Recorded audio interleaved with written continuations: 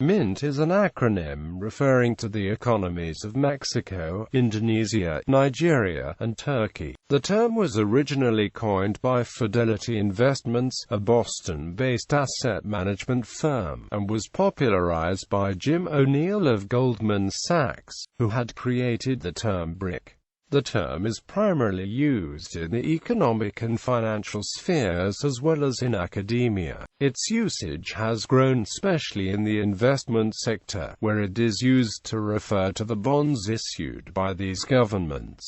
These 4 countries are also part of the Next 11 thesis. In a column for Bloomberg View a few years after Fidelity coined the term, O'Neill discussed the MINT economies. I spent last week in Indonesia, working on a series for BBC Radio about 4 of the world's most populous non-BRIC emerging economies. The BRIC countries, Brazil, Russia, India and China, with the addition of South Africa in 2010. The BRIC was recoined BRICS, are already closely watched. The group I'm studying for this project, let's call them the MINT economies, deserve no less attention. Mexico, Indonesia, Nigeria and Turkey all have very favorable demographics for at least the next 20 years, and their economic prospects are interesting. Policymakers and thinkers in the MINT countries have often asked me why I left them out of that first classification. Indonesians made the point with particular force. Over the years I've become accustomed to being told that the BRIC countries should have been the BRICs all along, or maybe even the BICs. Wasn't Indonesia's economic potential more compelling than Russia's? Despite the size of its relatively young population, I thought it unlikely that Indonesia would do enough on the economic policy front to quickly realize that potential. Now, meeting the diverse group of Indonesians, for the leading candidates for the 2014 presidential elections to shoppers in Jakarta's busy malls, I found a healthy preoccupation with the country's economic prospects. Could Indonesia do what's needed to lift the country's growth rate to 7% or more, they were asking, or would it have to settle for just 5%? Country data. Data for columns 2 to 9 from the World Bank. Data for HDI from the UN Development Program. Mexico. The economy of Mexico is the 15th largest in the world in nominal terms and the 11th largest by purchasing power parity, according to the International Monetary Fund.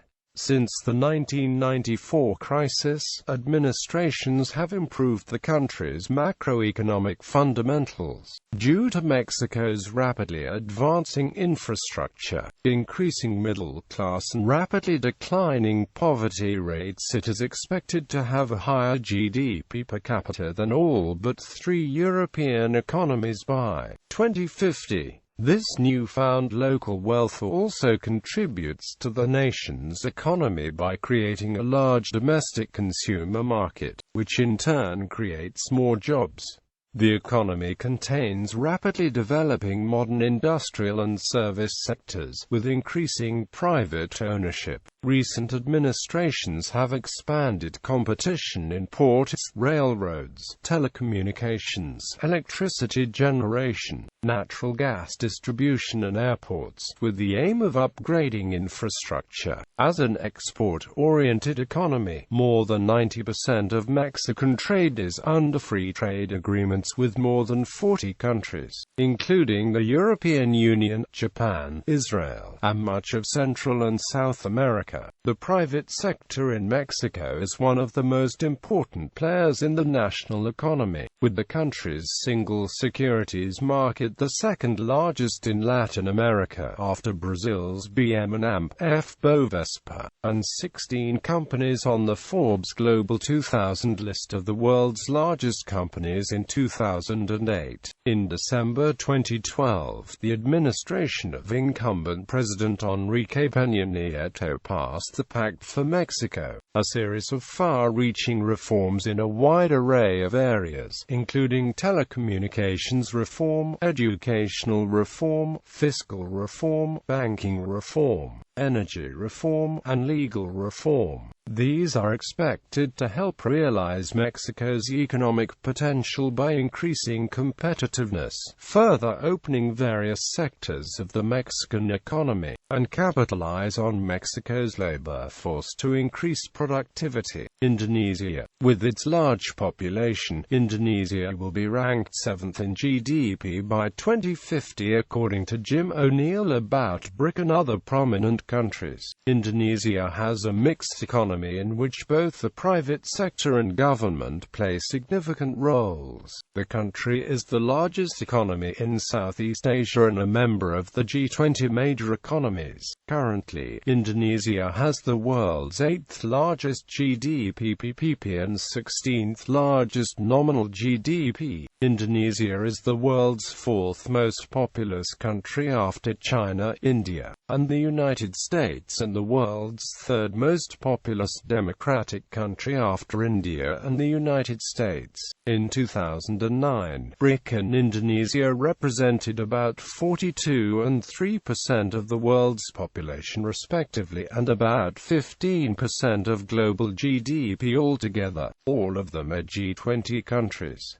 By 2015, Internet users in BRIC and Indonesia will double to 1.2 billion. At 2009, Indonesia was the only member of the G20 to lower its public debt to GDP ratio, a positive economic management indicator. Nigeria. Nigeria is a middle-income mixed economy and emerging market with expanding financial, service, communications, and entertainment sectors. It is ranked 20th in the world in terms of gross domestic product at purchasing power parity as of 2015, and largest within Africa, on track to become one of the 20 largest economies in the world in terms of nominal GDP by 2020.